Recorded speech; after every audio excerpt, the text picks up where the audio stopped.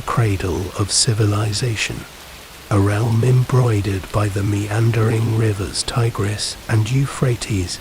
There lay a land lush with promise and peril, a stage upon which the human saga would undergo a seismic shift. This fertile expanse, known to history as the Fertile Crescent, was more than a mere geographical marvel. It was the womb from which ancient societies were birthed, cradling the nascent forms of cultures destined to shape the very backbone of human civilization. It was here, under the watchful gaze of a sun that both nourished and withered, that our narrative finds its genesis.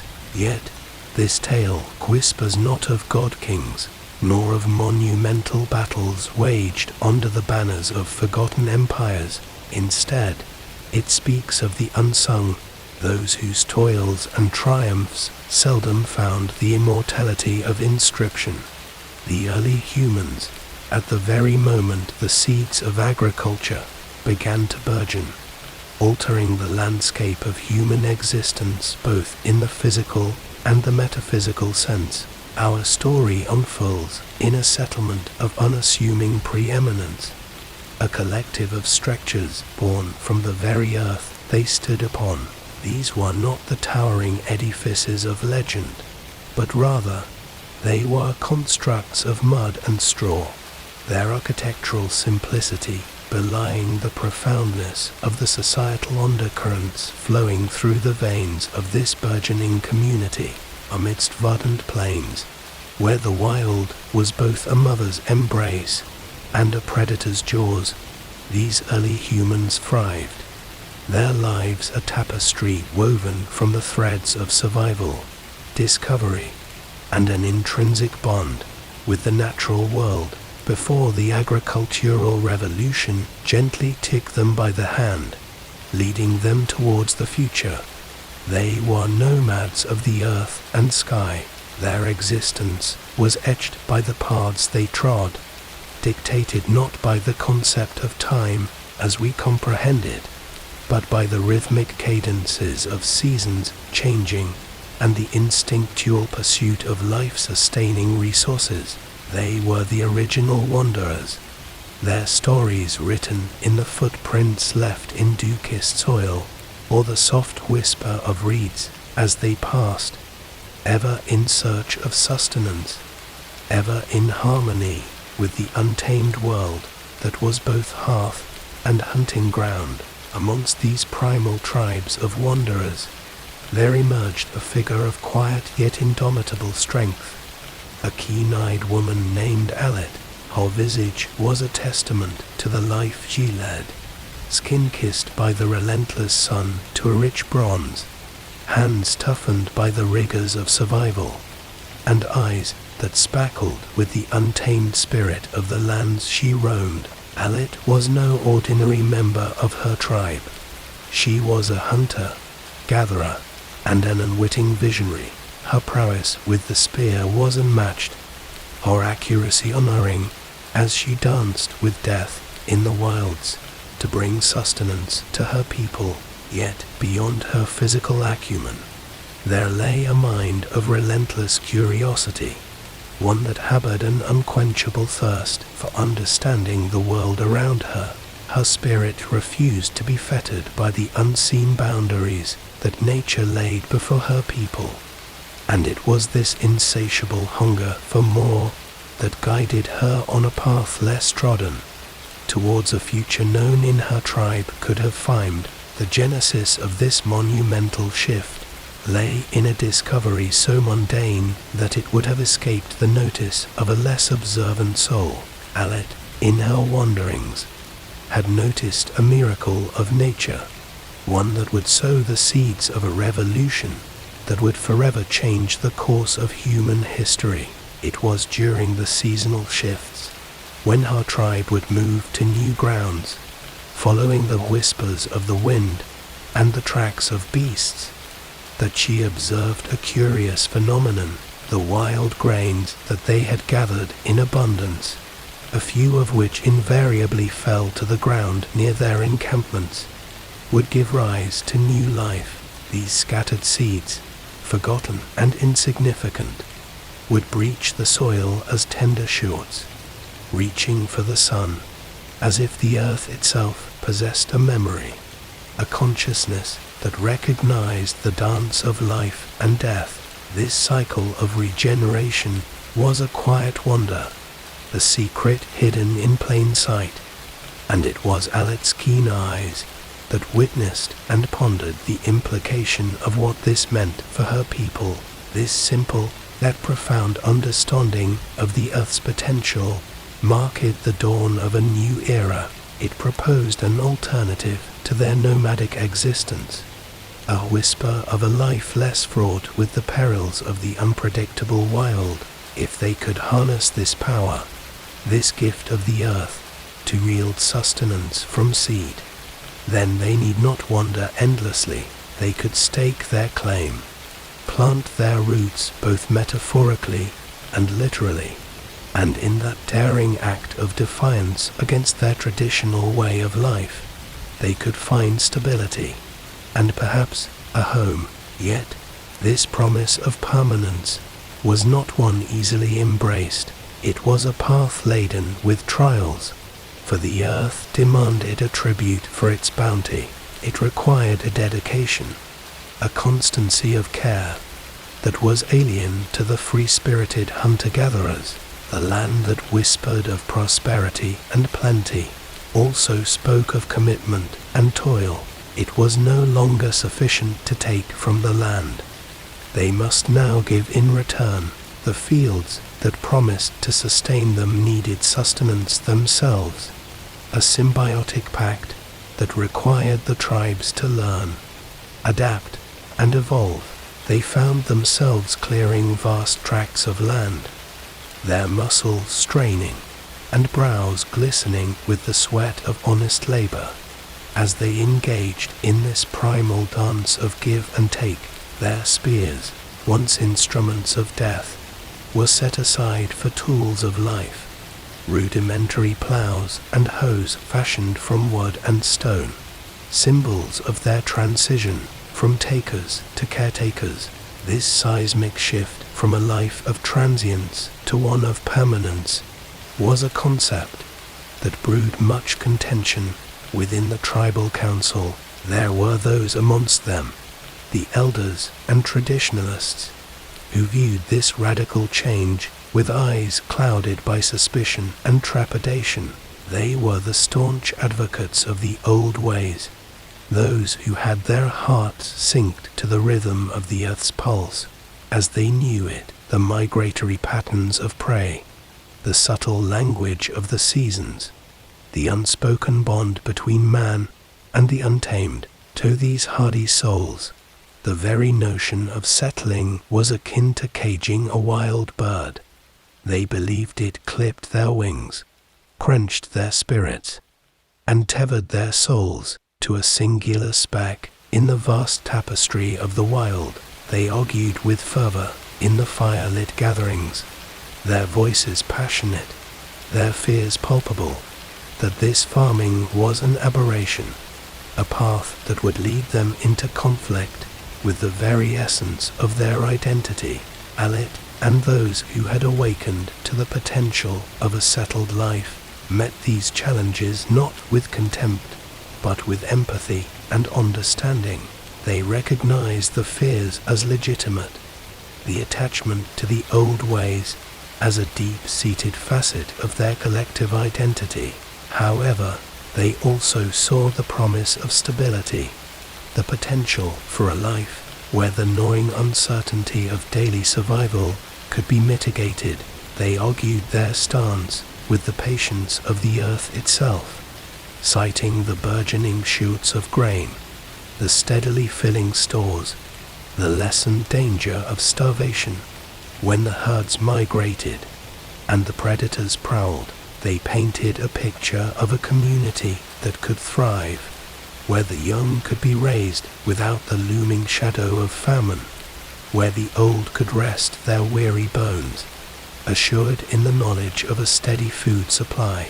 The ideological divide was not one bridged overnight. It required seasons of dialogue, demonstrations of agricultural success, and the slow but steady growth of a sense of community within the settlement. As the granaries filled and the population burgeoned, the naysayers' voices, once loud in their opposition, softened. The proof of prosperity was in the golden fields of grain, the laughter of children not burdened by the rigors of constant migration, and the communal spirit that blossomed with every successful harvest. Trade, a practice that had once been sporadic and born of chance encounters with other roaming tribes, became a cornerstone of their new society. It was not just goods that were exchanged, but ideas, stories, cultural nuances, and the very essence of human interaction and cooperation. The marketplace became a melting pot, a testament to the diverse tapestry of human innovation and cultural synthesis. However, this stability, this civilization they were nurturing at the banks of the great rivers, was not without its trials. The land, as generous as it was, bore the weight of their demands, and as the population within the settlement swelled, so too did their needs. The wilderness that had once been an extension of their being receded before the advance of plough and hoe. The animals, once companions of their nomadic journey, became wary, their paths diverting away from the encroaching humans. The balance that had once defined their existence was teetering, and with it came a new set of challenges, conflicts over land, once a concept as alien as the stars in the daytime sky. Flared, neighboring tribes, once fellow wanderers, now eyed each other with a mix of wariness and competitiveness. The earth that nourished also became a prize to be won, a possession to be fiercely guarded. Amidst this maelstrom of change, Alit stood as a pillar, her vision clear despite the whirlwind of opposition and challenge. She acknowledged the sacrifices that came with their new way of life, the trade-offs that seemed to chip away at the freedom they once held dear. However, she also saw the broader horizon, the future where their people were not just survivors, but custodians, innovators, and creators. In the golden fields of wheat, she saw not just food, but the potential for art, culture, education, and the myriad facets of a society unshackled from the singular pursuit of survival. They had laid the foundations of what would one day become the bedrock of civilizations to come.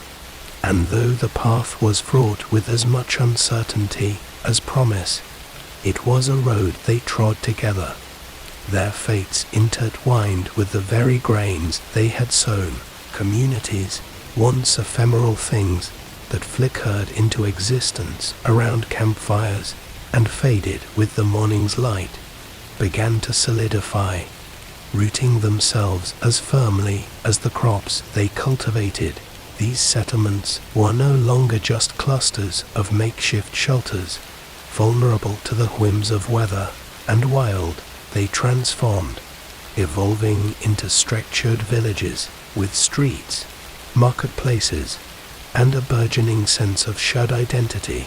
The architecture of their dwellings advanced from the transient to the permanent, using mud bricks baked hard in the sun, a testament to their newfound resolve to remain. Around them, the skeleton of what might one day be called civilization began to assemble itself, bone by bone.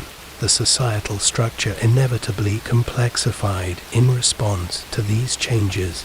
Roles and responsibilities, once determined solely by the immediate needs of survival, diversified. No longer were adults universally tasked with hunting and foraging. Now, there were designated farmers, builders, craftsmen, and even traders, This specialization marked a significant departure from their ancestors' way of life, introducing the concept of interdependence within their community. Children, previously accustomed to the rigors and dangers of nomadic life, found themselves in an environment that, while not free from danger, was less dictated by the harsh uncertainties of a constantly shifting existence. They were afforded the luxury of a childhood, a time for growth and learning, under the protective wing of the community. Yet, this newfound stability bore its own brand of challenge. As their numbers grew, so too did their impact on the surrounding environment. The lush, wild abundance that had once been their supermarket and playground now bore the marks of their habitation. Trees were felled to clear fields for crops and to serve as fuel for their fires. The once rich soils began to show signs of strain, demanding new techniques of crop rotation and fallowing to maintain their fertility.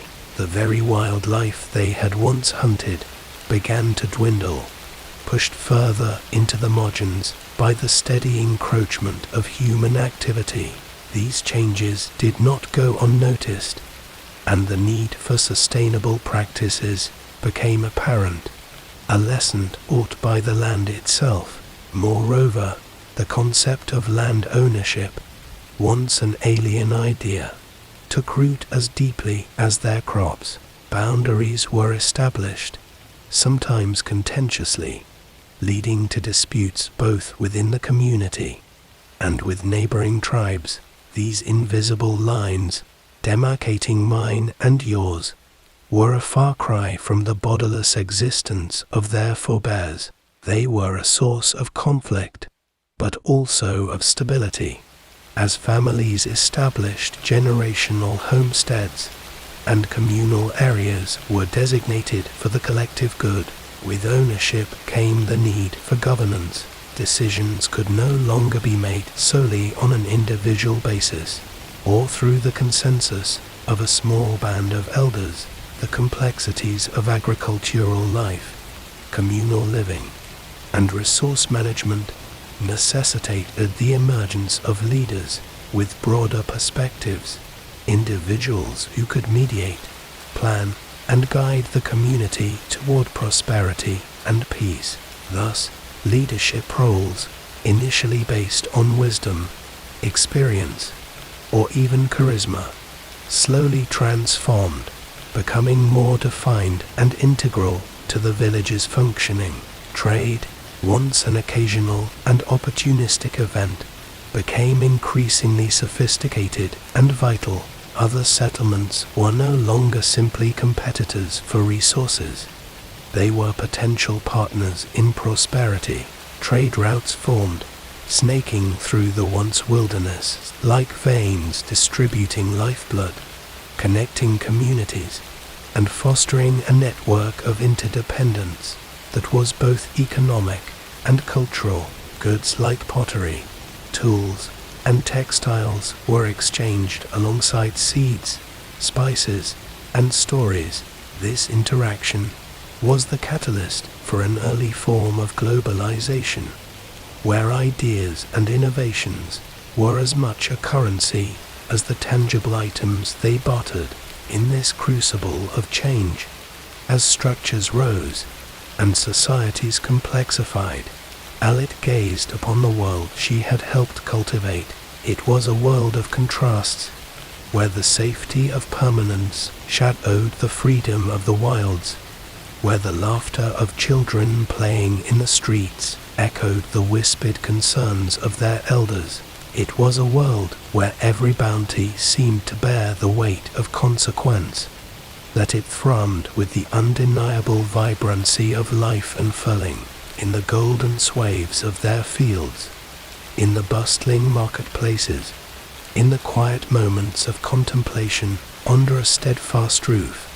The early humans found something profound and fundamentally human, the ability to shape, adapt, and thrive. They were the architects of their destiny, sowing the seeds of a future they could only dream of. As the stars above whispered of infinite possibilities, the land's bounty, however boundless it seemed onto the watchful cycles of the moon and comforting warmth of the sun, was not an infinite wellspring. As the human footprint expanded, pressing insistently into the fertile bosom of the earth, the balance began to teeter precariously. The fields, golden and bountiful, demanded much from the soil, sapping nutrients and vitality as they bestowed their own life upon the people. The wilderness, once a vast expanse of mystery and freedom, retreated before the relentless march of cultivation. The forests, dense and brimming with whispers of ancient knowledge, fell solemnly beneath the bite of axes, making way for more fields, more villages, more signs of human perseverance. This encroachment did not go unnoticed by the world around them. The animals, companions of old in a world governed by the unspoken rules of coexistence, found their paths narrowed and their sanctuaries breached. The rivers, those meandering lifelines, began to murmur hesitantly, their flows altered by irrigation channels and the demands of thirsty crops. Even the air, once crisp with the untainted sighs of nature, carried upon it the smoky perfume of human industry. Every game, it appeared, demanded its own sacrifice, a truth as old as time, now whispered reluctantly by the wrestling stalks of wheat and barley. And with the land's transformation came an evolution in human interaction. The tribes, once nomadic brethren under the endless sky, now found themselves neighbors in a landscape startlingly devoid of horizons.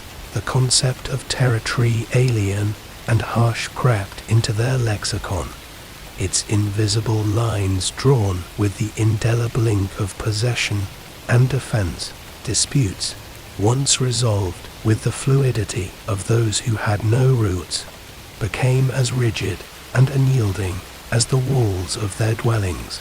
The land they had tamed demanded protection, and from this soil sprouted the seeds of conflict, watered by mistrust and a burgeoning sense of scarcity. However, amidst the discord, a melody of hope and unity persisted. The very conflicts that arose from their claim to the land also necessitated the creation of alliances, forging bonds that transcended familial lines. Intertribal marriages, once rare occurrences, became celebrated unions, stitching a quilt of peace and cooperation across the patchwork fields. Trade, too, became an ambassador in its own right, its routes pathways of understanding and cultural exchange as much as they were avenues of economic necessity. Leadership, once an informal role that ebbed and flowed with the needs of the nomadic group, crystallized into a position of paramount importance. These leaders were no longer mere arbitrators of disputes or guides in the hunt. They were the visionaries who had to gaze over the fields and into the future, the strategists who safeguarded the community's prosperity, and the diplomats who navigated the intricate dance of intertribal politics. Their emergence was organic, born of necessity, and the human instinct for structure and hierarchy in the face of complexity. In the midst of this whirlwind of change, Alit, with soil-streaked skin and a heart heavy with the weight of her dreams, beheld the world she had helped nurture. It was a world far removed from the untamed symphony of her youth, a composition now rich with the complex harmonies and dissonances of settled life. But as she watched the new generation laugh and play in the streets, their feet treading paths she had helped forge, Alit felt a surge of indomitable hope. they had embarked on a journey of transformation, trading the wild unpredictability of their past for a future rich with potential. The challenges were many, the sacrifices great, but the human spirit, resilient and ever adaptable, thrived, as vibrant as the verdant fields stretching towards the horizon. In their struggle and triumph, they had woven a new chapter in the tapestry of human existence, a testament to their unyielding courage and boundless dreams.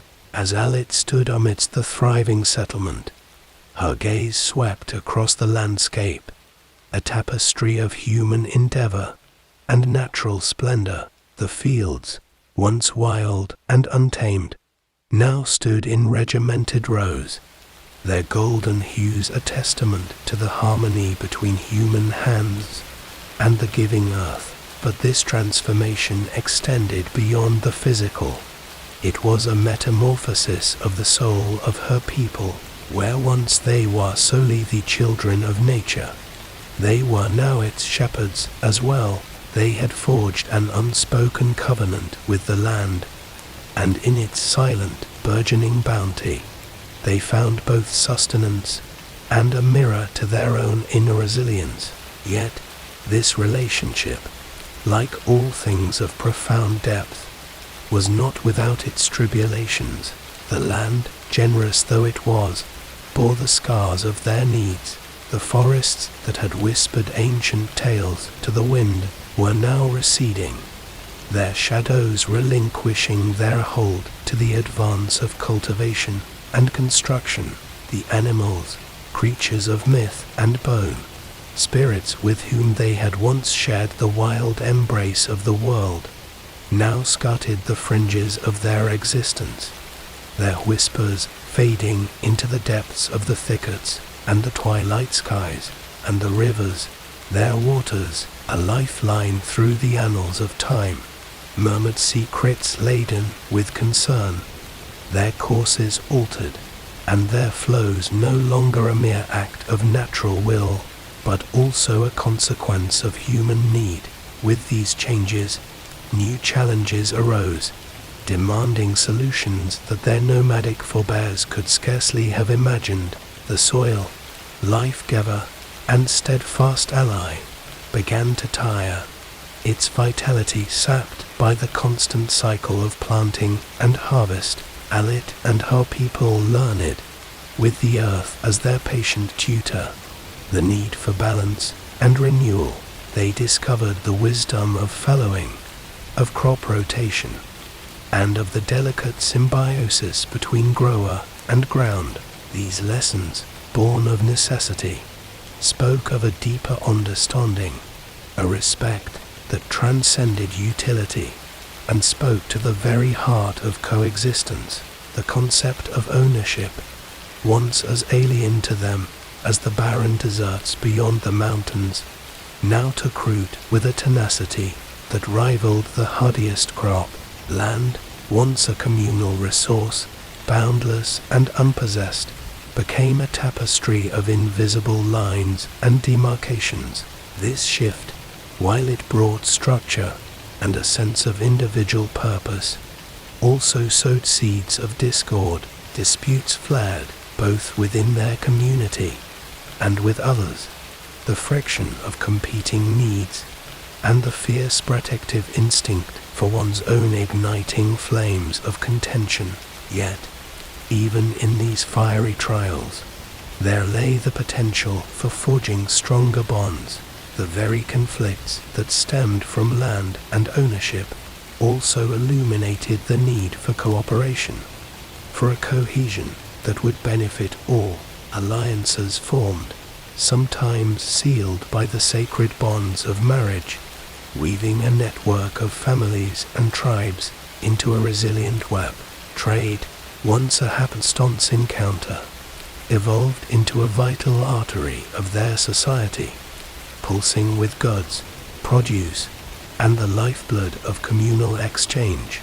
Leadership, in this crucible of change, evolved from a role of casual guidance to one of critical importance. Leaders were no longer merely the most experienced hunters or the elders with the richest trove of stories. They were individuals who could secure the future, arbiters who could navigate the turbulent waters of human relationships, and visionaries who could balance the scales of progress and tradition. Their emergence was as natural as the first sprouts of spring, driven by the communal need for order, direction, and a unified voice as the sun dipped below the horizon, painting the sky with the fiery hues of twilight. Alit pondered the path they had trodden, from the nomadic wanderers of yesteryears to the architects of a new dawn. They had journeyed far. The road had been fraught with as many challenges as triumphs, and the cost of their progress etched into the very land they cherished. But as she watched the younger generations, their laughter a melody that rose above the fields, Alit knew in the marrow of her bones that their journey was not just one of survival, but of hope. They had reshaped the world, not as conquerors, but as custodians. In their fields, their homes, and their stories, they carried the indomitable spirit of humanity, a legacy that would echo through the ages long after the last sheaf had been gathered, and the final story told under the stolid canopy of the night.